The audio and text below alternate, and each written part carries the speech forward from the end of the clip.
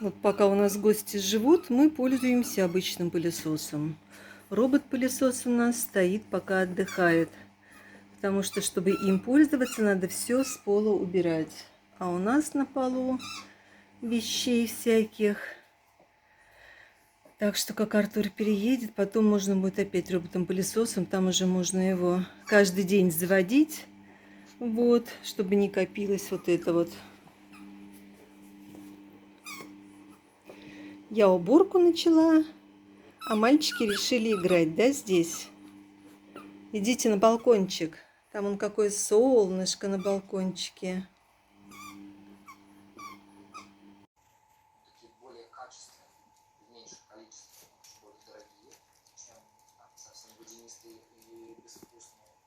Если мы едим без конфет, и у нас есть фрукты, то, скорее всего, у нас не продукт сахар. Мы естественным образом чувствуем сытость. Все. С ними опасность меньше, потому что нельзя достичь там такой большой плотности. То есть ты съедаешь фрукт, там еще много всего, то есть ты, скорее всего, раньше наешься 0,33 банка кока-колы. Это наш дневной максимум. Да.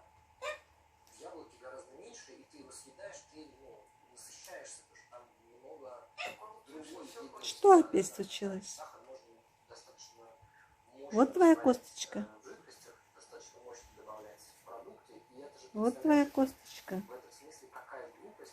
Опа. Да, нам нравится Вот она. вкус, но как мы У Арни своя косточка. сладкие вещи, они детеныши, вот я обычно смотрю, они У прям тебя одна своя косточка. все удовольствие у тебя на самом деле вот здесь все вкусовые рецепторы, ты мог бы смаковать эту сладкую штуку маленькими кусочками, и пока весь там сахар не впитался в твои вкусовые рецепторы, мог бы наслаждаться. А так ты да, этот процесс пропустил. То есть никакого удовольствия, а весь вред от того, что сахар подпрыгнет, и тебе будет нехорошо, да, он сохраняется. В этом смысле это тоже такая культура питания. Дэнни, Ну и считается, что ты к Арни привязался? Иди вон на свою косточку грызи. поведенческие детские изменения с большим количеством сладкого. Арни так хорошо лежал, косточку грыз. Культура вот этих утренних хлопьев, Не приставай к нему. снижение сахара, она же была гораздо раньше, чем у нас. Сейчас смотрите, целое поколение выросло людей с синдромом дефицита Вальтнеса. Делать возможно Ну, из того, что? у них вот были эти сахарные Что ты вякаешь? часто активны, сахар падает. Бери свою косточку и иди вон на диван грызи. Различные промышленные жиры, Да. пальмовое масло и так далее, гидрогенизированные жиры. Вроде бы То сейчас Арни заберет твою косточку. трансжиры, страшное слово.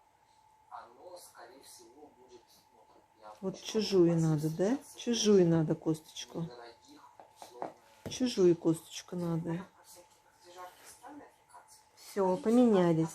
Поменялись косточками. Еде обусловлено именно тем, да, что вот там очень хорошо плодятся микробы, давайте мы их убьем специей. Это работает? Да, это работает.